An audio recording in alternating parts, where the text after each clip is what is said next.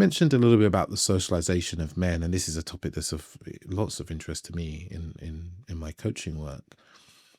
And something I see spoken about in spiritual senses and sometimes in scientific senses, this kind of disconnection that men experience from their bodies, that women have, through puberty, they connect to their bodies because their bodies start to shift and change.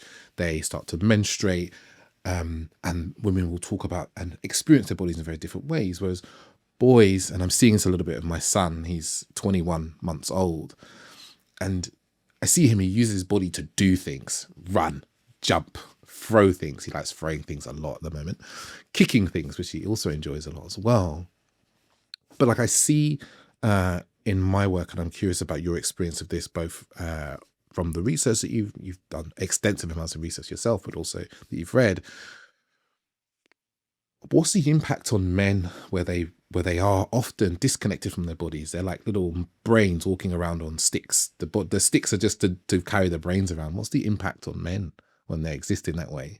It's so interesting because I talk about this concept in the book of interoceptive awareness. And interoceptive awareness is basically your ability to recognize your bodily signals. Bodily signals might be like hunger, thirst, tiredness, but it could also be the change in your heart rate from one moment to the next. If we have accurate, sensitive, interoceptive awareness, we tend to be able to emotionally regulate better. We tend to have better self-esteem even. And we tend to be able to better regulate the stress response. So there's lots of benefits of having that body awareness. And I'll just make a distinction between that observational regulated bodily awareness versus hypervigilant. Oh my gosh, what's that? Oh my God, I can really feel that. That's a different thing, which obviously doesn't serve regulation of emotion. When we have low interoceptive awareness, it's like you say, it's like we're brains on a stick. So we are predominantly driven by our thinking brain, our cognitive brain, very rational, logistical, analytical. There's always an assumption that things need a fix or a solution, or, an understanding towards a fix or a solution. And it can erode the richer experience of life psychologically, emotionally, and also physiologically. So there's lots of different effects of that. And one of them, when we're so cognitively driven, we are really propelled by rules that we have internalized, for ourselves and the world, but our own behavior is what we expect we should be doing. So I should, make sure that I am generating lots of money so that I can establish security for everyone. I should make sure that I'm never stressed and emotionally reactive because, that's a weakness. I should make sure, there's all these ideas that aren't necessarily at the top of our brains that we're thinking consciously, but they're in there. And so our behavior is driven by that. And what's tuned out is actually what our reality is, going on, what our feelings are. So the interesting research shows the lower our interoceptive awareness, the less able we are to recognize how we actually emotionally feel, because emotions are physical.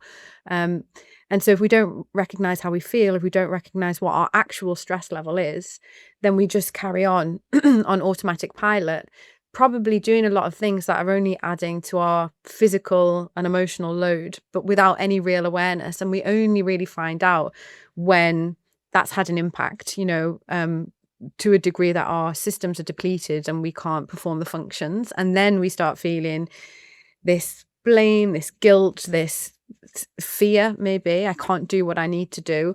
And it's quite perplexing because you've just been doing what you're used to doing. You've just had your brain on a stick and carrying on. You haven't had any of that rich data kind of telling you, oh, you don't like this. You don't want to do this. You've had a feeling here.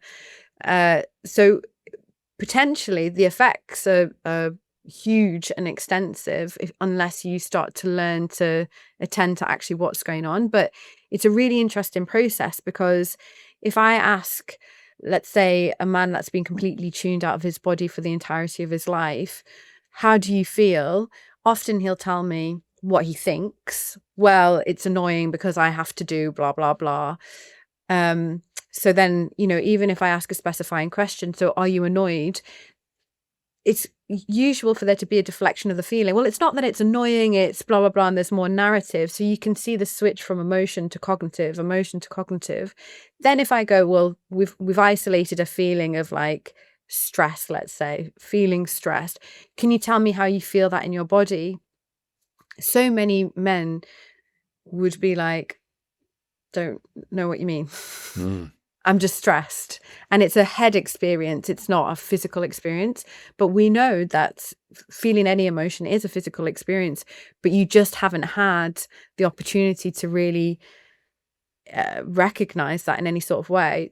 We can retune that. And it is like a retuning process. But if you don't feel anything, it's like, where do I start?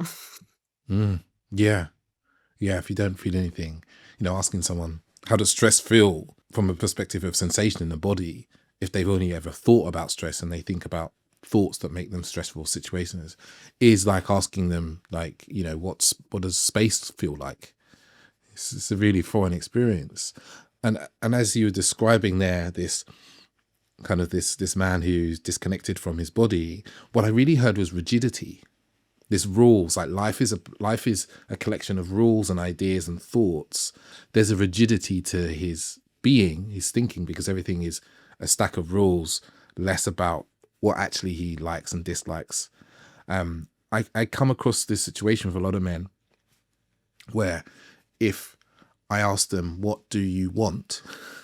Sometimes they're more contextual, like, what do you want in a relationship? What do you want a relationship to feel like? And they can't really answer that question beyond what they think they should want or what they've been told they should want. They have no access to really know whether they like something or dislike something in the moment as it's occurring.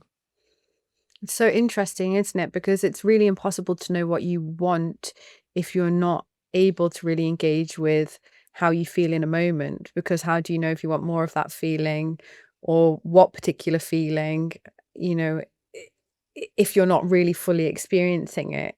And so it gets super dichotomous, like that, don't like that, not, oh, this interested me, this inspired me, but this felt a bit iffy.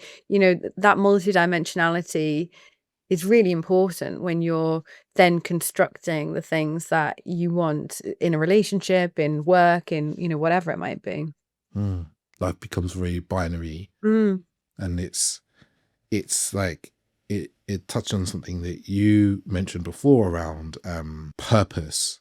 If I don't know what I want or what I like, I don't know what's meaningful to me. I don't know what's like, what feels purposeful, what lights me up, what excites me, even what I want in my future, which often when I see this in men, that leads to a level of kind of apathy about life, or even just a deep sadness, you could argue, reaching into depression. I mean, purpose, I think, is such an underrated health focus, because we've got so much research to show that people who have a higher sense of purpose lead longer lives and lead healthier lives. So their health related quality of life is better compared to people, living longer but not so well. And there's so many different reasons for this. I think purpose in itself is such a multidimensional thing, but it stimulates us cognitively. It allows our brain to like open up things, explore that curiosity, creates excitement, creates stimulation, creates pleasure, creates joy. And it also gives us a sense of value as humans, right? If I'm aligned with my purpose and I'm getting all this great stimulation, but I also feel that gives me, fundamental worth, not checkbox worth because I've got, money in the bank, or, something that's really quite shallow when we look at it on the outside, but it actually like internally fills me up. Then that provides such a richness of emotion, but also like a physiological regulation as well. Fascinating.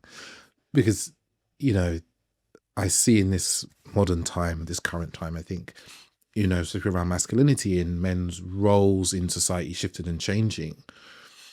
So many men I speak to, especially through Instagram, my DMs, are feeling this sense of not being valuable. They don't have a feeling of like, I'm valuable to the world in any way. And they don't see their place, they don't see their purpose, which often leads to this feeling of sadness, of meaninglessness, of apathy about kind of engaging in life. And it's kind of almost quite cyclical for like a vicious cycle, isn't it? As you're, from what I'm getting from what you're saying. Yeah, absolutely. And there's a really lovely practice that we do in therapy, and it's in the book as well, which is a values exercise. So there's an audio version as well that I do to guide people through, which often is helpful because it uses a bit of imagery to imagine yourself, you're 90 years old, you've had a birthday party thrown for you, and there's somebody giving a speech about you and how you've lived your life. The important thing of this exercise is it's not about what would they say now, it's about what would you really like to hear people say, and try and go as in depth with that as possible. So in different areas of life, you know, Sula was this kind of person professionally. She, you know, revolved her work around this because it meant X, Y, and Z. This was the impact. Sula was this kind of person when she was with her friends, and, you know, that meant she had times like this, and her friends appreciated this about her, etc., etc. We can go through like different roles, like parenting roles, relationship roles, etc., etc. And the invitation is just notice intuitively what comes up as important to you. And to our earlier point, this can be really difficult if you're not very in tune with how you feel beyond good or bad, anxious or calm. So, you know, a precursor to that is just investigating a broader range of emotions that you feel day to day. When do you feel inspired? When do you feel interested? When do you feel curious? When do you feel a slight bit of pride, a slight bit of satisfaction? What that? And as you start detecting in a bit more niche detail the range of emotions in the small things that you do, that can inform what you're looking for in this kind of value exercise. I really do like it when I'm interested, actually, and these are the sorts of things that make me interested, you know, etc., etc. The common things that come up in this exercise is either people get fixated on what people would say about them based on what's happening now versus what they would like to say. So that's always something to just remind yourself. It's not about what would be said. It's about you deciding, you know, what is important to you. And also people can get really preoccupied about the prospect of coming to the end of their life, and that brings up emotion. And if you're not aware again of how your brain responds to emotion, what a lot of people might experience is a shut off. I can't engage with that. It's not for me. It's not that kind of practice. But often what's happening is they're starting to feel so overwhelmed. Maybe that's anxious, maybe that's sad, maybe it's a mixture of different things, that their brain's got this automatic shut off that's like can't focus. So I think it's a really good invitation to check out what's going on for you if that comes up in the exercise, and go back to it and explore the same reaction again and try and journal it out or something to recognize like what is making you uncomfortable there, even if you don't feel like you're uncomfortable because you haven't learnt to detect that emotion in that way necessarily, but theoretically even what could be making you uncomfortable, and then repeating and going back, because your brain and your body does habituate as you put yourself back in these situations with curiosity, not forcing anything, and you learn stuff about yourself and how your brain's responding. Mm, that's really powerful practice. Because, you know, as you're talking about it, I started to think for myself, you know, and it is, you start to reckon with the end of your life and like, what do I want people to say? What do I love people to say about me? And this becomes like a guide, doesn't it? Like, who do I now want to consciously create myself as to being, you know, in my own life? Like, you know, and you could, I imagine this is something you could do every year, you know, because we do change and shift as human beings. But it starts to reconnect us with where we want to get to eventually, even though, the end of our life for some of us feels like a long way away. But it reconnects us to what's meaningful, what's important to us. Because most people might think in this moment, like, money is the most important thing to me. And actually, you probably don't care much if on your deathbed people are saying, or, when you die, people going, he was very wealthy. He was a very wealthy man. Yeah. It's probably not something we One care thing I'll about. say about him, he was rich. It makes you think he's a total knob. Yeah. You might want people to say that you were generous, Yeah. or you helped out people who were less fortunate than you, whatever. And actually, you start to see that maybe that wealth that we've focused on isn't as important as it might be something that aids that, but it isn't all about that. And that's the really lovely kind of depth to start exploring. What is it about wealth that is important? And there might be a first answer to that. Maybe I will feel more in control. And what is it about feeling more in control that is so important to you? And there might be lots of different answers to that. Well, it'll get rid of my anxiety. I'll feel more motivated. And if you were feeling more motivated and if you're feeling less anxiety, like, what would that enable you to do? So you kind of go through this process of what we call in therapy downward arrowing, like, and what does that reveal, and what does that mean? And it's okay not to know the answers, but that doesn't mean that there aren't answers that are worthwhile reflecting on and coming back to.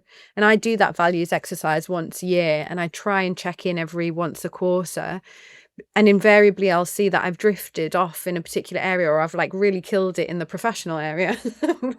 But all of the other things have been vastly kind of underserved. And it's really helpful to recognize that, of like, oh, there's a whole part of me that I'm just not making space for, because, it's easy for us to be socialized to just focus on one particular area that there's a lot of threat and basic survival around, which is often the career stuff.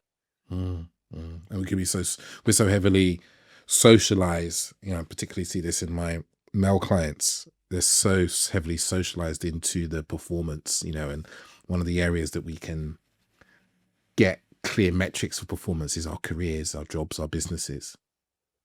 Absolutely, which is reinforcing and not just reinforcing, but reassuring in some way, when you can say, okay, this is happening, but we can also do that in other areas of our life, but just the metrics are slightly different. Like, how many weekends did I actually enjoy, out of this month?